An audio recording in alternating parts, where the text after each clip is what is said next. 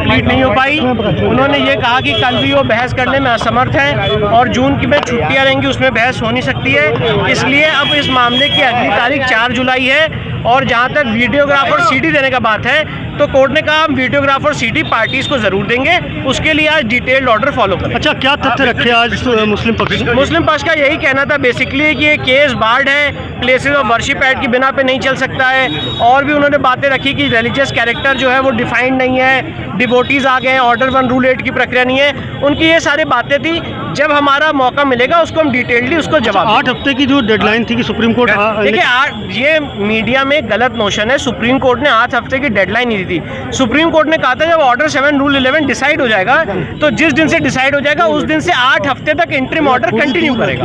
तो अभी supreme court की कोई ऐसी डेडलाइन नहीं थी कि 8 हफ्ते के अंदर डिसाइड हो। अच्छा, मुस्लिम पक्ष की ओर से ये जो आपत्ति दर्ज की गई थी उसमें कहा गया कि वक्फ की संपत्ति नहीं, आज मुस्लिम पक्ष ने ये कहा कि दीन मोहम्मद के केस में इसको सुन्नी हनाफी वक्फ डिक्लेयर किया है। और साथ ही साथ पैरा 40 भी उन्होंने पढ़ा जिसमें लिखा गया कि मंदिर को तोड़ के मस्जिद बनाई गई, जो गलत है। और साथ ही साथ ये भी कोर्ट को पॉइंट आउट किया गया कि दीन मोहम्मद के जजमेंट में हिंदूज पार्टी नहीं थे। तो ये सारी बातें अपना डिटेल जो हमारा जवाब है वो हम फाइल करेंगे, कोर्ट में फाइल किया भी हुआ है। और जब हमारा मौका आएगा तो हम बहस भी करेंगे।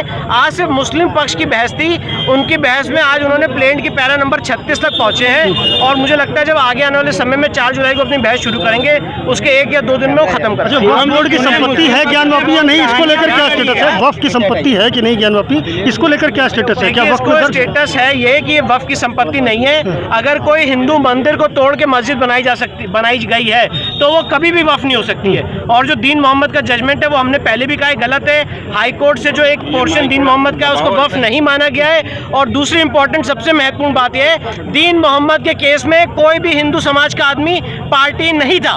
उसके अगेंस्ट एप्लीकेशन भी दी गई कि हमें पार्टी बनाया जाए, उसमें भी हम पार्टी नहीं बनाए गए। तो दीन मोहम्मद का जजमेंट हम पे तो बाइंडिंग नहीं है, पर जितना एरिया दीन मोहम्मद के जजमेंट में वो हार चुके हैं मुस्लिम समाज के लोग, वो हमें दे, ये दूसरा इसका पहलू। व्यास परिवार पार्टी नहीं था उस मुकदमे में? नहीं। अच्छा। दीन मोहम्मद के जजमेंट में सिर्फ ब्रिटिश सरकार पार्टी थी और अंजुमन इंतजामिया और दीन मोहम्मद, ये 3 लोग पार्टी थे। हिंदू समाज का कोई आदमी उसमें पार्टी था ही नहीं। इनफैक्ट एप्लीकेशन भी दी गई थी उसको पार्टी बनाने की, जिसमें उनको पार्टी नहीं बनाया गया, हाईकोर्ट तक पार्टी नहीं बनाया गया। तो वो जजमेंट इंटर सी मुस्लिम से वो हम पे बाइंडिंग नहीं है। पर दीन मोहम्मद के जजमेंट में मस्जिद के पोर्शन के अलावा जो पोर्शन वक्फ नहीं होल्ड किया पहले वो तो दे दें, तो ये सारी बातें हैं। जब हमारी मौका अपॉर्चुनिटी मिलेगी हम कोर्ट के सामने अपनी बात करेंगे।